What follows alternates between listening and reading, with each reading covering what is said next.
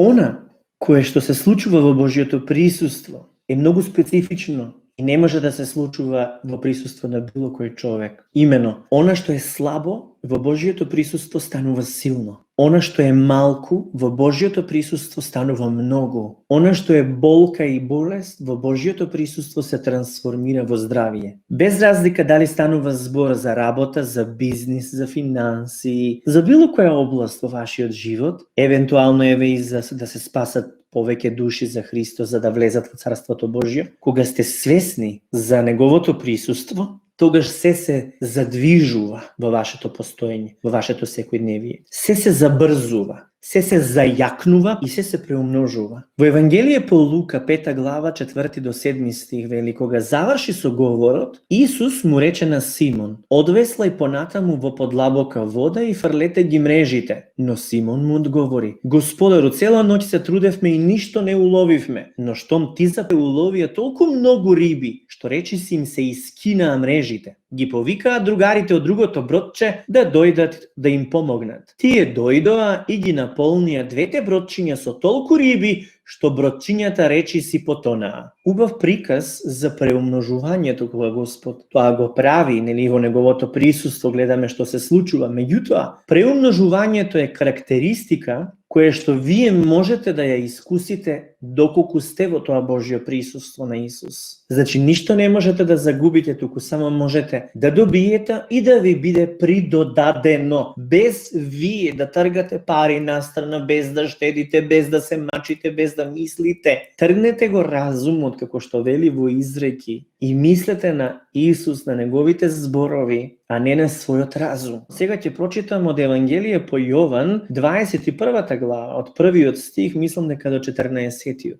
Ова се случува кога веќе Исус е воскреснат. Пазете ја паралелата. Потоа пак им се јави Исус на учениците свој кај Тиверидијатското море, а тоа се случи вака. Беа заедно Симон, Петар и Тома, кога го викаа близнак, Натанаил од Кана Галилејска, Заведеевите синови и двајца други од учениците негови. Симон Петар им рече, ќе одам да ловам риба. Му рекоа, и ние ќе дојдеме со тебе. Тогаш излегоа и веднаш влегоа во кораб, но таа ноќ ништо не уловија. А кога се раздени, застана Исус на брегот. Само учениците не го познаа дека Исус. Исус им рече, чеда, имате ли нешто за јадење? Му одговорија, не. А тој им рече, фрлете ја мрежата од десната страна на коработ и ќе најдете. Ја фрлија и не можеа веќе да ја извлечат од многу риби. Тогаш ученикот што го сакаше Исус му рече на Петар, тоа е Господ. А Симон Петар штом чу дека е Господ, пазете, кој го позна Исус? Јован, не Петар.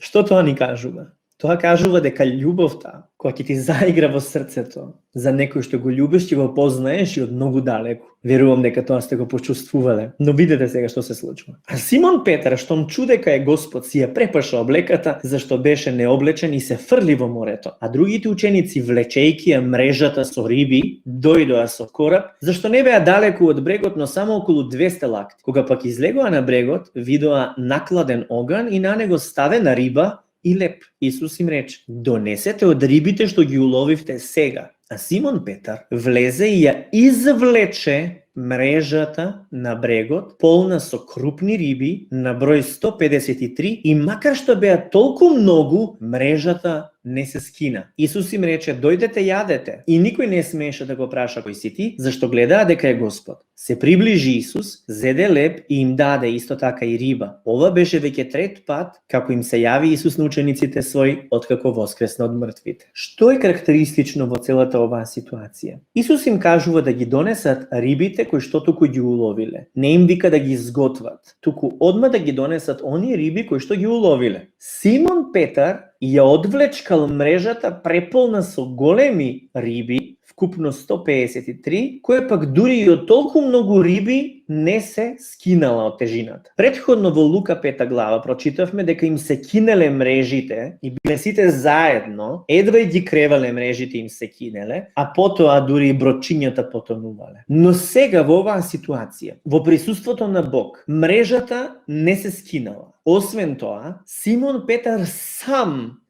ја довлечкува мрежата кое што претходно не можеа 7 мажи во претходната ситуација во Лука 5 глава и не можеа да ја одвлечкаат, едва ја креваа сите, но во овој случај Симон Петар сам ја довлечкува мрежата, зошто? Бидејќи отплива на кај Исус прв од учениците и тој беше најблиску до присуството на Бога во тој момент. И тој имаше сила сам да ја извлече и да ја однесе преполнетата мрежа поради нели присуството на Бога кој што преумножува и како што рековме во неговото присуство човек зајакнува. Значи, она што е слабост станува сила, како што спомнав, болест станува здравје, а она кое што е малку, Господ го прави да биде многу. Во таква ситуација гледаме и претходно во самото мисионерство, односно во самата служба на Исус, кога тој нахранува над 5000 луѓе. Тоа е објаснето во 4 евангелија, го има и е запишано. Еве ќе читам пак од Јован.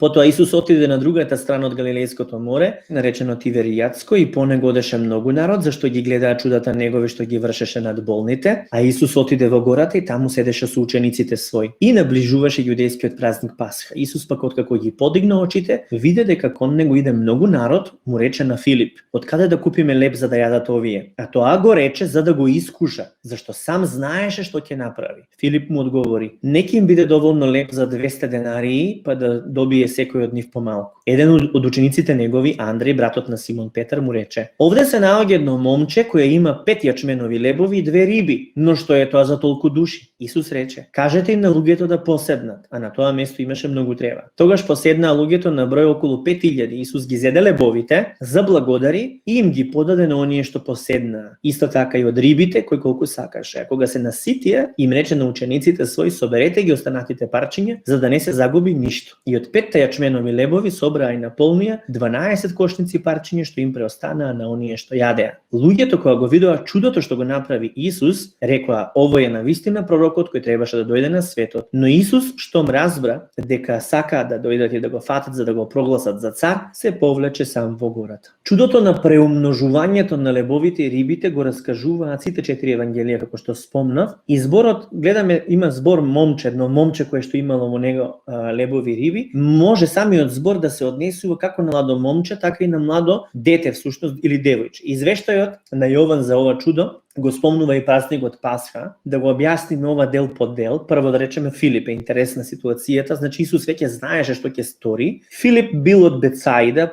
бил локален тука човек и што е интересното? Интересното е што Бог го тестира. Што и да тестира Господ, тоа се случува прво дома. И ова е единственото место во Библијата каде што бара Господ совет, го прашува за мислење Филип. 200 денари да се плати во вредност од 200 дена за просечен работник во тоа време, а Филип беше посветен за огромната потреба и внатрешно во себе ги изговараше тие зборови. Меѓутоа, во Божјото присуство Филип кажува тоа е многу малку, што е тоа нели за сите овие луѓе. На Исус во овој момент не му е грижа за проблемот и во ситуацијата во која што се наоѓа, тој веќе знае како ќе постапи. Она што го имаме во моментот го употребува Господ да го намножи. Таква ситуација се случува и со Мојсеј, кога Бог го пресретнува Мојсеј кај грмушката која што нели гори. Мојсеј остава се во својот живот, значи целата своја моќ, статус, богатство во Египет. Потоа Бог го прашува Мојсеј што има во неговата рака, а тој му кажува дека има само еден пастирски стап. И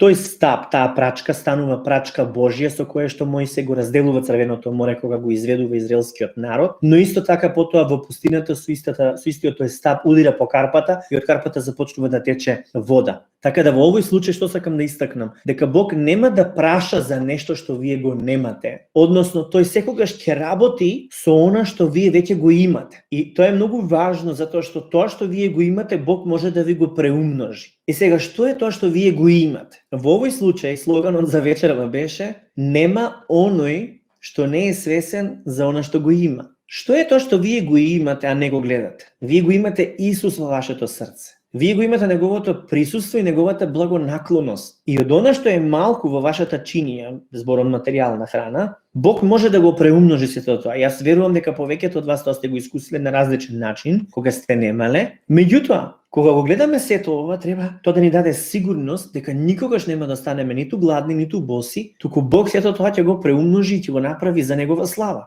ситуацијата со Андре. Исус, нели, разговара и со Андре. Андре е лидер. Андреј се фокусираше на малата понуда. Значи, ниту Филип, ниту Андреј не беа свртени со поглед кон Исус и кон тоа што Исус може да направи во моментот. Зошто е ова важно? Затоа што Божјото снабдување е секогаш поголемо од потребата која што во моментот се искусува од страна ваша или од страна на луѓето кои што му веруваат на Бога. Така да, сакам да истакнам дека Бог по негова милост ќе даде не само доволно колку што ви треба, туку и изгоре на тоа ќе ви додаде со цел да се тоа сподели и со останатите и да се прослави неговото име.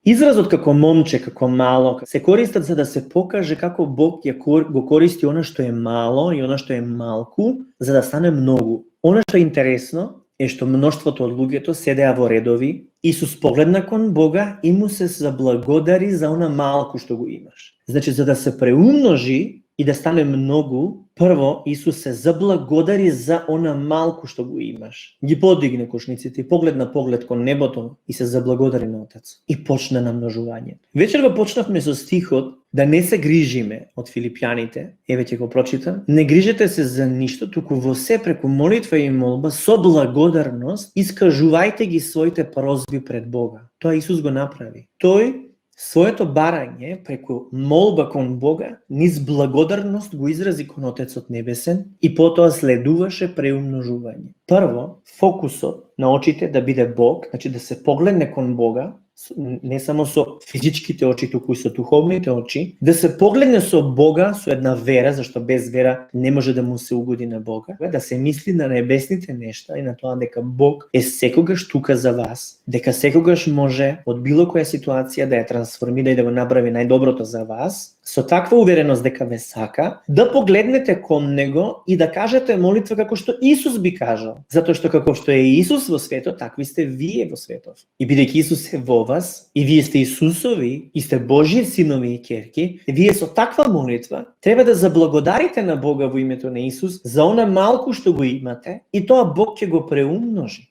А не да жалите за тоа малку што го имате. Многу пати велат, пасторе, што да правам со овие малку пари? Што поправо да платам струја, телефон, кабловска, храна, па дури тогаш дали ќе ми останат да патувам до Скопје за да дојдам на богослужба? Или во друга ситуација ќе ми рече, пасторе, па како јас да дадам 10-ток? Од што да дадам? Јас велам од првините, не од тоа што ќе ти остане, туку од првините двоиш за Бога. Но тоа е веќе една друга тема. Но сакам да кажам дека луѓето пристапуваат како Филип и Андреј со едно рационално размислување, а не со фокусот кон Исус и во очекување кон она што тој тоа може да го направи во моментот. Затоа вие со вера треба да пристапите и со фокусот кон Исус за она што е малку во моментот да заблагодарите, а сето тоа ќе биде преумножено на еден чудесен Божји начин на кој што не секогаш нас ни е јасно. А ние сакаме прво нас да ни биде разјаснето, па потоа да действуваме.